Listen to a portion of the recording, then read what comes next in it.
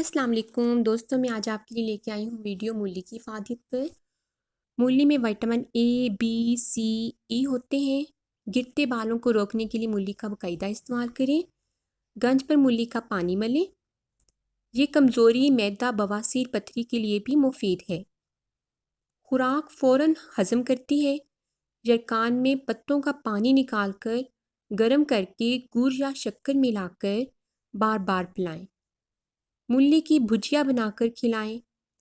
تلی بڑی ہو تو مولی اور سرکہ کھانا بہت مفید ہے۔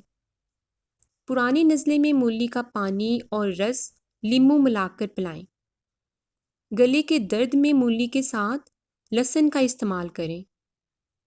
شراب، ہیروئن اور دوسری نشہ آور ادویات سے نجات حاصل کرنے کے لیے مولی کے سبز پتے پانی میں پیس کر 2 چمچ شہد ڈال کر 1 ماہ تک صبح نہار منہ 1 کپ اور سوتے وقت 1 کپ پلائیں۔ انشاءاللہ نشہ آور ادویات سے نجات ملے گی۔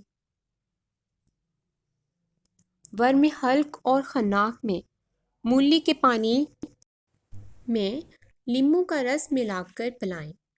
مولی کے بیج پیس کر گرم پانی کے ساتھ کھانے سے آواز کھل جاتی ہے۔ پرانی کھانسی میں نمک مولی 25 گرام 2 چمچ شہد ملا کر کھائیں۔ نمک مولی میں شہد ملا کر چٹائیں تو دمہ کا دورہ ختم ہو جاتا ہے۔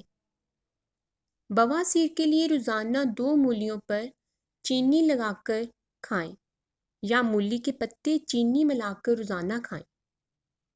40 دن تک یا رات کو مولی کاٹ کر نمک لگا کر شبنم میں رکھ کر صبح کھا لیں۔ پیٹ کے کیڑے مولی یا اس کے پتے کھانے سے دور ہو جاتے ہیں۔